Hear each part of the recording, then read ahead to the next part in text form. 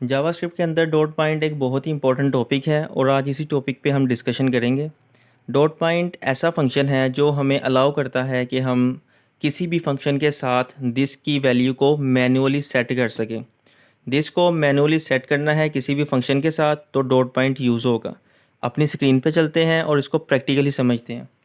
Screen पे आपको एक फंक्शन नज़र आ रहा है टेक्स्ट नेम का। इसके अंदर फर्स्ट लाइन में कंसोल किया गया है नेम को, जिसका रिज़ल्ट आ रहा है अनडिफाइंड। उसी से नीचे नेम को रिटर्न भी किया गया है। अब यहाँ पे मज़े की बात यह है कि ना तो नेम को यहाँ पे एज अ वेरिएबल बनाया गया है, ना ही एज अ पैरामीटर पास किया गया है। मैं आपको कुछ इस तरह से दिखाता हूँ। ना तो इस तरह से पैरामीटर पास हुआ है इस फंक्शन के अंदर, और ना ही कुछ इस तरह से नेम वेरिएबल बनाया गया है इस फंक्शन के अंदर। इसलिए इस दिस डॉट नेम की वैल्यू अनडिफाइंड है। अब थोड़ा सा नीचे चलते हैं तो मैंने एक वेरिएबल और बनाया है आउटपुट का, और उसमें फ़ंक्शन को स्टोर किया है। अब क्योंकि ये जावास्क्रिप्ट है तो जावास्क्रिप्ट के अंदर हम फंक्शन को वेरिएबल के अंदर इजीली स्टोर कर सकते हैं।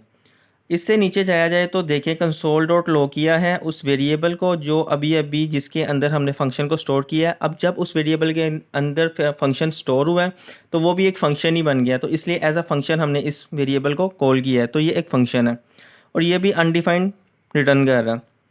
अब समझते हैं कि डॉट पॉइंट यहाँ पे हमारे लिए किस तरह से फ़ायदेमंद होगा।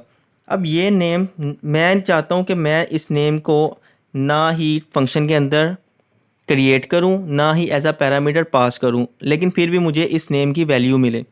अब यहाँ पे जो मेरा कोड है, ये जो कमेंटेड है, मैं इसको अनकमेंट करता हूँ। ये एक ऑब्जेक्ट है जिसके अंदर नेम की है और उसकी वैल्यू है GTEX सर्विसेज। अब मैं इस ऑब्जेक्ट को इस फंक्शन के साथ बाइंड करूँगा ताकि मुझे जो नेम है उसकी वैल्यू मिल सके। इसके लिए कुछ इस तरह करना पड़ेगा। ये जो फंक्शन जहाँ से मैं वेरिएबल को असाइन कर रहा हूँ, इसके साथ मैं लिखूँगा डॉट बाइंड। ये अब ये क्या करता है कि हमें अलाउ करता है कि हम दिस को किस तरह से मैनुअली सेट कर सकते हैं इस फंक्शन के साथ। अब यहाँ पे जाना चाहिए दिस, ठीक है, कुछ इस तरह से, लेकिन मुझे चाहिए यहाँ पे नेम। तो मैं क्या करूँगा, इस दिस को की जगह OBJ लिख दूँगा। अब जैसे ही मैंने OBJ लिखा तो आपने देखा GTEX सर्विसेज ऊपर भी आ गया, GTEX सर्विसेज नीचे भी आ गया। अब यहाँ पे हुआ क्या है, यहाँ पे हुआ है कि जो ऑब्जेक्ट है ना, ये एज अ दिस पास हुआ है और यहाँ पे ये आ रहा है इस तरह से कुछ, ये ठीक है OBJ, और यहाँ पे भी आ रहा है OBJ, ठीक है।